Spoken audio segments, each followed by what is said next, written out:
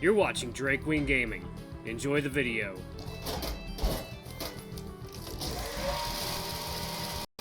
Hey guys, Nary here from Drake Wing Gaming. Some of you know me on Twitter, The Gaming Dragon. Today I'm coming back at you into the Let's Play episode of Tangled Stars. I'm eager to get more into this. Some of you are like, is this a furry visual novel at all? And yes it is, I can assure you it is. Just from some of the art that I saw on the page. I wonder if this is the main character. My guess, I wonder if the main character actually ends up becoming one of these beast men, as they're called, or whatever. So, I think that's probably where the furry element comes in. But anyway, guys, please sit back and enjoy for the next 18 minutes while entertaining you, and let's jump right in. Alarm chant, you're up, and let's go! Okay. After it settles, I look around, inspecting my surroundings. The room has a brownish hue to it, as if autumn was in a stasis inside this room. The shelves were filled to the brim with books of different sizes and colors. What I was sitting on was a large bed, and I mean a large bed. Whoever owns it must be over 6 feet tall easily. Outside the window, you could see a plethora of different flowers blooming in the faint sun, along with a lone shed at the back. From afar, heavy steps could be heard approaching the room. Logically, you'd expect me to hide, but my first thought that comes to me at the moment is knocking out whoever the kidnapper is. I take the book that was on the nightstand and hide beside the door, awaiting. The footsteps get closer and closer until... Huh? Ha! Ow! God damn it! They crouch, clutching their head. I feel the blood rush around my body and the adrenaline kicking in, debating on whether to hit him again or make a run for it. Damn, that hurt, Jonah! Huh? Slowly, the large figure stands straight from his lurching position. No way! I drop the book to the floor as I cover my mouth in shame and shock. Yeah, it's the bear! I told you, they're furries in this game! Here. Ow, ow, ow! What a way to repay me, pal! Chapter 2.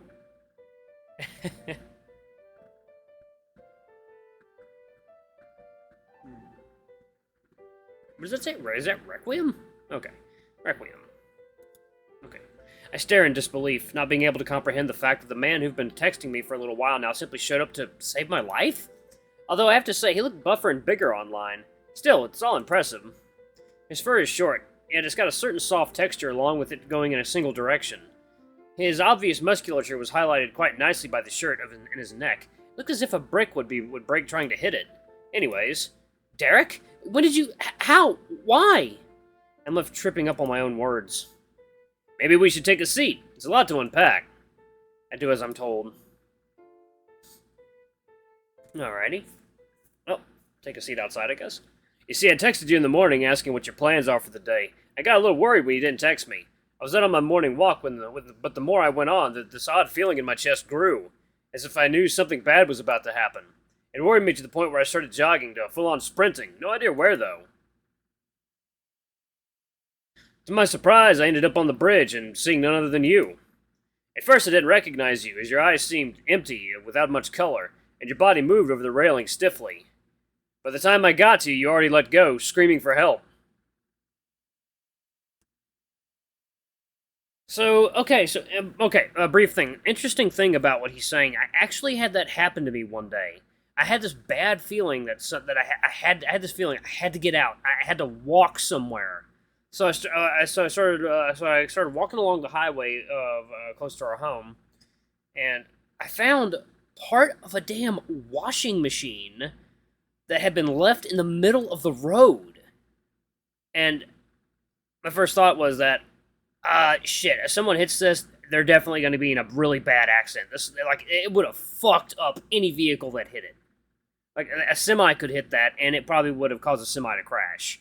So I just got both my arms on it, and I just started dragging it across the road, and, sure enough, a big semi did come that way. And, yeah, so I don't know what that was, but I just had the feeling that day that I had to get out and do something, because I felt like if I didn't, something bad was going to happen. Man, life, this is why I believe in weird shit. This is why I believe in weird stuff, because life is fucking weird. Anyway, once I had caught you, you instantly passed out. I'm guessing it was from the shock. I brought you here and stood with you, hoping you'd wake up sooner or later, and you happened to do so exactly when I had to leave for a second. After that, you can, put together the rest. He gestures awkwardly to the book while rubbing the back of his head, and I mouth a little sorry. Anyways, Jonah. He grabs my hand and places it in his. Why did you resort to that? I look away, both because I don't know what to say and because I'm embarrassed. He softly grabs my chin and turns me to look at him. Please. It's nothing, just intrusive thoughts and all. Honestly, I have no idea what happened there. One second I was looking over the railing, and the next I was hanging on for dear life. The thoughts got louder lately, and to the point where I couldn't control them at all. So you moved unconsciously, more or less. More or less. Curious. What? Ah, nothing. Question though, do you happen to find yourself in a dark room at times like you're trapped? This question makes my eyes wide in surprise, not expecting him to be able to pin down what I was experiencing so out of nowhere. How did you know? I don't really. I heard a distant relative talk about something like that years ago. Something like uncontrollable thoughts and actions which would be controlled by something in a dark room. I spring from the bed. What else have you heard? That's about it. They didn't continue the conversation after. I sigh and slump my shoulders a bit and join Derek on the bed again. He puts an arm around my shoulder and rubs it gently. Heh, nice hair. Yeah, right, I know it looks weird. No, seriously, I really like it. It gives you a very serious vibe. I look back at him and raise a brow, followed by a hearty laugh. Is that a compliment or an insult? Both. Our meeting was premature for sure, but I'm quite excited to see where it will take us. I like Derek already. How much sugar do you prefer? Around 1 or 2 spoons. I like it strong. This is going so well so far, so we just met in person, but we've already been talking for a week or so online. It may not be a date or something as such, but spending time with him is nice enough. While sipping my coffee, Derek speaks up. By the way, I smack my lips from the coffee. What's your backstory? We never really talked about something of the sort. I think for a second. Well, I can't say it was exciting. It was pretty normal. Well, until I came out to my parents, that is. Derek looks at me softly. We don't have to talk about that if you're not comfortable with doing so. No, don't worry about it. Besides, we did say we need to get to know each other, so count this as the first step. With a nod and a sip of his coffee, he gives me his full attention. I take a deep breath. So... It was a warm day in July, 1 week before the end of school. The flowers were radiating with life in the sky and azure gems shining over the whole world, with fluffy clouds overlooking the world. Sometimes I'd wake up a little before my alarm and just sit on a bench in front of my house, just listening to the soothing nature around me. Johnny, come have your breakfast, dear. My mother always had such a kind way of talking, so calm and gentle. The moment she'd call for me, I'd run into the kitchen like a hare and attack her with a hug. Oh, well, someone sure is happy. Is it because we have pancakes for breakfast? I was so full of life and happiness, a totally different person, you could say. So, sweetie, what are your plans for the day? I'm really looking forward to today. The other kids from another school are coming to play with us. The teacher was saying that it will help us understand each other or something. Oh, that's great, dear. Just be careful with who you're playing. You know I don't like those beasts. I really don't mind what they are as long as they are. Anyways, what are you doing after school today? She'd always change the subject when other kids were the main conversation point. Well, a new boy moved into our neighborhood, and I want to get to know him. He looks shy and alone, so maybe I can introduce him to my friends. I bet Andy would love to play with him. He really likes spending time with the canines. Ugh. Oh man, I fucking hate your mother now. Stay away from that thing. I don't know why, but she always got really defensive when I tried to interact with them. What? Why? I don't want some drooling primate in my house around my son. So don't even think about bringing him around, or you are out. What?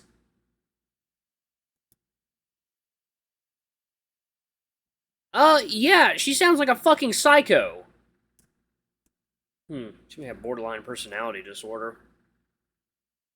Interesting. I did a few years of psychology studies. I don't have much information to go off of, but if I had to guess, she's,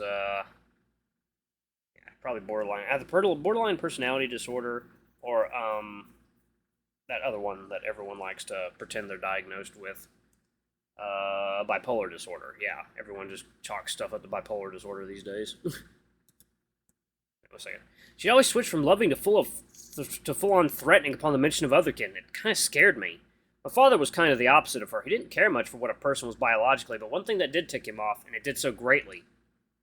Sexuality. Good lord, kid, you've got some bad parents. Got a bit off track there. After finishing breakfast, I grabbed my lunch and kissed my mother goodbye, trying my hardest to brighten up my mood. I'd always have these conversations with myself on the inside, like, why can't everyone get along? Human or otherkin, gay or straight, we're supposed to help each other no matter the differences. Quite the inner conversation for a 12-year-old. Hey, Jay, wait up! I always had this one friend around me, no matter what I did or how I felt. He'd always be there for me. Morning, Andy. Good morning. What's up with the laces? Looks more tangled than some spaghetti. Don't disrespect my great lace tying. Anyways, are you excited for today? I can't wait to see the other kids. He was just like me. No, he was better than me, in fact. He loved everyone and everything, regardless of kin, past, present, personality. He loved everyone ever since I met him. Of course I'm excited. I really want to make some friends if I can. Isn't your mother known to be homophobic speciesist, though? Honestly, I don't care what she thinks anymore. I'll have my own view on the world. I never went against my family before, so it was odd for me to say such a thing. And I'll be there to support you. Later that day, we finished most of our classes, and on the sixth one, it was time. I can't wait to see what kind of kids there are. I heard there are canines, featherfolk, Ursidae, even reptiles and amphibians. Let's just hope it all goes well. The bell rang, a sound which made all the children jump in their seats and remain frozen with anticipation. As the teacher walked in, everyone's faces brightened up and smiles spread across their faces, awaiting the good news. But they never got them. The teacher had a sad smile on his face and slightly bowed his head to the class, and proceeded to tell us how the meeting had been canceled. Apparently multiple parents were against us, so they had to cancel it. The teacher was nice enough to make the last class a fun one without writing or working, but I still wasn't happy. I don't understand. Why do people have to be so blind and horrid? This world sucks. I stormed out, not caring about the scene I just made, and went to the one place I felt the happiest in that school ground, the eldest, largest tree. I just sat there, listening to the rustling of its leaves and the birds talking in tongues unknown. Jonah? And of course, he always knew how to find me. What? Look, I know you're upset. It's not worth to consume your energy. Wait, that's going too fast.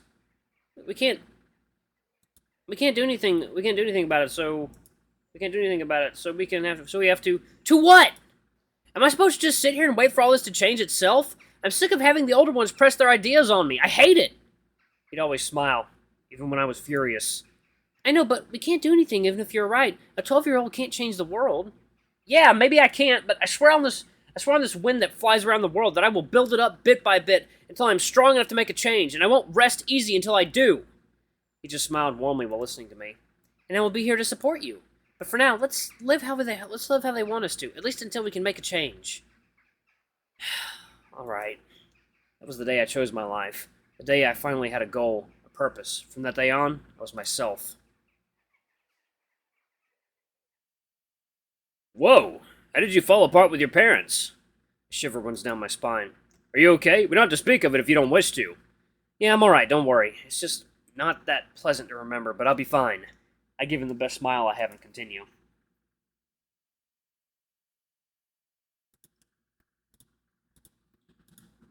Years passed by in a flash, and before I knew it, I came of age. Around me, I could hear weird shuffling. Nah. Mostly, it's just like a dream. Okay. Okay, maybe I should actually lower the text speed a little bit. There we go. Okay. Alright, now let's do that again. Like a dream, enter my room, and happy birthday! Eh! I practically jump out of my bed, landing face first on the carpet floor. Oh dear! Come on! Up you get, my 18-year-old boy! Ow, ow, ow, though my nose hurts. Tisk, tisk. Don't pull him up so hard, he just woke up. She comes over to me and pats my cheek. Honey, give him some space, he's an adult now. Soon we'll be grandparents.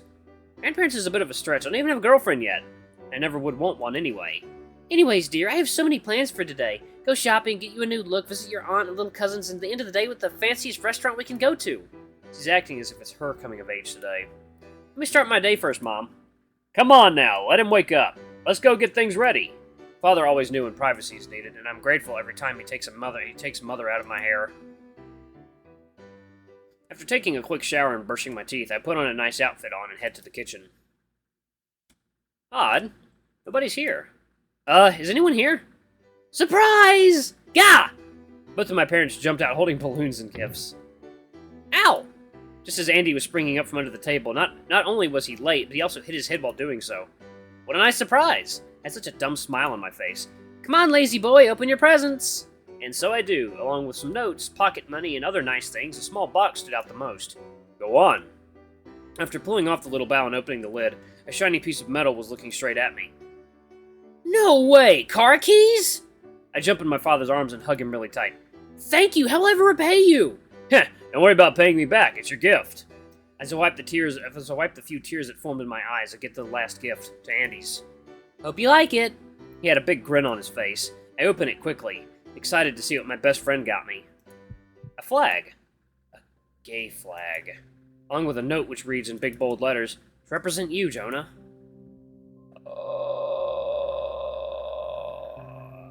I turned around in terror, and I met with Andy's grave expression and my parents. "What is the meaning of this?" His tone was soft but with a tinge of anger. Mother covered her mouth. Trembling tears were welling up in her eyes. "Sir, I can explain."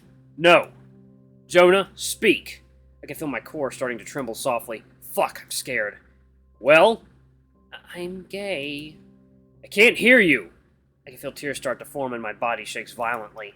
I know how they feel towards people who have a preference for the same gender, and while they may accept others doing it sometimes, they would never, under any circumstances, accept it from me. Okay, if this were me in this circumstance, considering the tone of his father, I don't think I would actually tell them, because I figured that might actually have a small chance of actually putting me in danger. Because if you don't know, I don't know if you guys know, but some states had what they called gay panic laws, in which if you were freaked out by a gay person, they could sometimes legally kill you, and that was used as a legal defense. Thank the Lord, or whatever gods out there exist, that shit was struck down. And I don't think any states have gay panic laws anymore, because like it's really fucking unconstitutional. Like you got so scared by a gay person, you killed them. Yeah, fuck that shit. Yeah, I know how they feel, but okay. They told me the punishments which would follow. "I'm gay, damn it!" Mother gasped loudly, and Father's face turns to an expression of full hate. You never loved your child, then. Neither of you. Neither of you loved your child. You loved the idea of your child. "Leave." "What? Father, you can't..." "Never call me that again. You're not the child I raised." I'm shocked by the reaction. I'm left stuttering. "But Mom?" She turns around and walks out the room while letting out small sobs. "Out!" Andy grabs my arm and pulls me outside, leading us to his car. Shit. I'll explain it all when I get to my apartment." My face was just emotionless, not knowing how to react to how quickly things went downhill. Andy was practically pulling me, as I could not move a single muscle anymore. Before I knew it, we got there. "Alright, so I meant to give you the flag when we went to hang out after you had your gifts. I mixed the gifts up. The gift I wanted to give you was this necklace that had your name and mine, and you can..." What are you saying? He's talking about what will happen next? I feel so tired. "Leave. Hate you. Not my son." "Jonah?" My head feels heavy and my body gives into the dizziness from the spinning room. Damn, all this hurts. What did I do to deserve this? Why must I suffer from something like this? Just... Jonah? Huh? "Jonah, you blacked out. Are you okay?" The room starts to settle down. Oh, so all this isn't a dream, huh? I sit up slowly and let out a big sigh. We sit in silence for a bit. "Oh, here, this is the gift I wanted to give you before." He hands a small red box to me. I open it, and the content inside makes me let out a soft gasp. Oh. Inside it, 2 necklaces that made up a hole were shimmering in the sun. Along the middle of the moon, Jonah was written in cursive. Along the sun, Andy was written in the same manner. Wow. We're like a moon and a sun, right? 2 celestial bodies which contrast each other, but ultimately need one another. Yeah, I guess you're right. As nice as this was, I couldn't keep the gaping hole in my stomach from getting larger by the second. Alright guys, I'm gonna pause it right here. Thank you all so much for watching. Don't forget to like, comment, subscribing, that notification bell, leave a super thanks or a tip if you can. Guys, if you are afraid of coming out to your parents, make sure you got a backup plan. Like, that's my best suggestion to you. If you don't know how your parents are going to react, make a backup plan. In case shit goes south. Because you never know with people. There's a lot of horrible parents out there. There's a lot of people out there who are parents who probably shouldn't be. You know, just because you can have a kid doesn't mean you need to. Or even should. But yeah, guys, I guess I'm lucky. I had parents who were actually supportive. My dad less so. But he just kind of made a joke saying that, well, at least you guys won't have kids. Yeah, that one always pissed me off. That's one of the things I've always held against my dad. That comment, that one little comment. Seemed like he was fine with it until he made that little comment, like gays or bisexual or whatever people don't make good parents. Oh, I'm sorry. So what? Oh, I'm sorry. So what? So all the straight people getting divorced, they have the perfect marriage? Yeah. Well, anyway, guys, enough about my personal relationship with my parents. I love you all. I'll see you in the next video. Bye-bye!